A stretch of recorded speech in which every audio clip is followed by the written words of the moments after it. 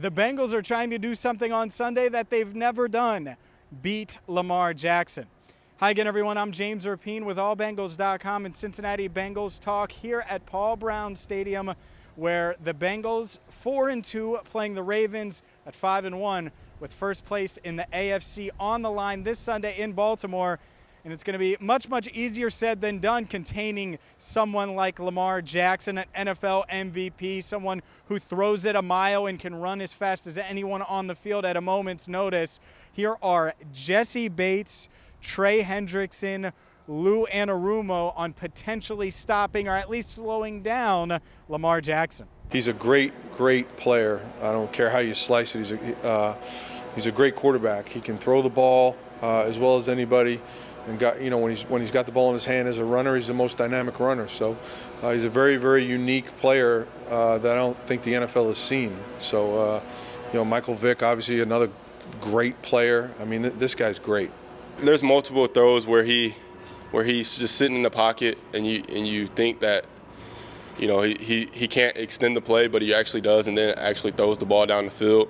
I think that's where teams get in trouble. Like I said, the second part of the play is where Lamar is very dynamic, where he gets outside the pocket and he's just sitting there pumping, and then he takes off sometimes, and then he also can throw it 80 yards down the field. So that's what makes him special. I've seen his film obviously for the last 4 years, so it's not something that I'm completely clueless about. So I mean, he's a special talent, and look forward to the challenge. And one thing about these Ravens, it isn't just Lamar Jackson, it's also the weapons he's throwing to. Mark Andrews, Marquise Hollywood Brown, two guys that he targets a ton in different ways. Mark Andrews is his safety net at tight end, and someone that Anarumo thinks is the complete package. He's a tough guy. He's big, he's strong.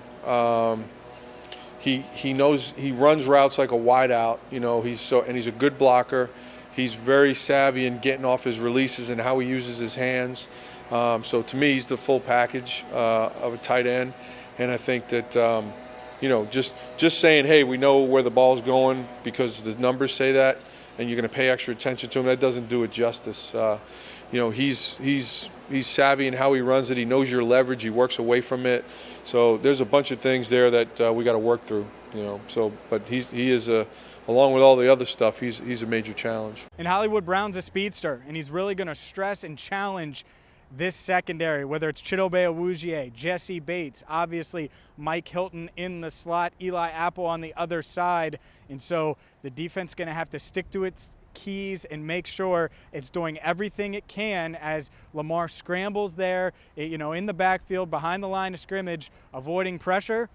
Well, yeah, they're going to have to find a way to guard those weapons. And Mark Andrews, one of the best tight ends in the game. Jessie Bates thinks he's going to be matched up with him at least a little bit one-on-one on Sunday. Yeah, I'm sure I'll be isolated on him a few times, and I'm looking forward to that challenge as well.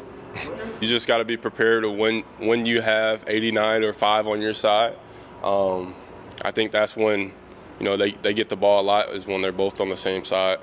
So yeah, it's just, you got to know when you're installing the defense and stuff like that. You got to know when that matchup going to be your matchup, and when it's not be. So it's not just me; it's going to be multiple other guys as well. This Bengals team has struggled in recent years against the Ravens. Like I said, Lamar is 5-0 against the Bengals as a starter in his career. They haven't beaten the Ravens since 2018, and knowing that Jessie Bates was in that same draft class, the 2018 draft class, he believes that this defense is set up for success on Sunday, and that this is the most confident he is in this unit going into a matchup against Jackson. It's funny because me and Vaughn are watching some extra film together, because a lot of the communication is coming from me and Vaughn, just like any other week, but it's a little bit more extreme this week.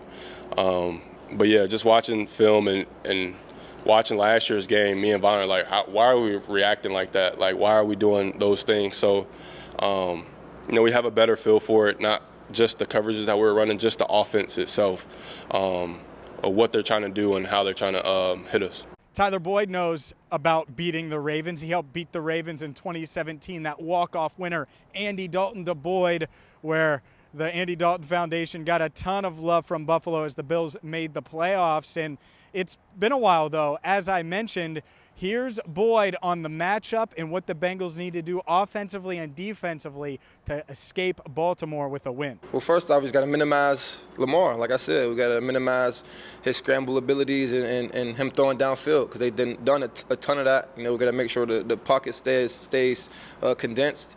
And then with the offense, we just got to protect and make plays as receivers. I mean, it's not that hard, you know, because they blitz a lot, and we'll probably see a lot of man coverage. So, I mean, all we got to do is win our routes, and the rest should speak for itself. For more on this matchup, make sure you hit subscribe here on Cincinnati Bengals Talk and check out allbengals.com. We're going to be in Baltimore this week, so we're going to have a ton for you. So check it out all weekend long. So for now, that's going to do it, but we have a ton of videos up already and more on the way. I'm James Erpine reporting from Paul Brown Stadium.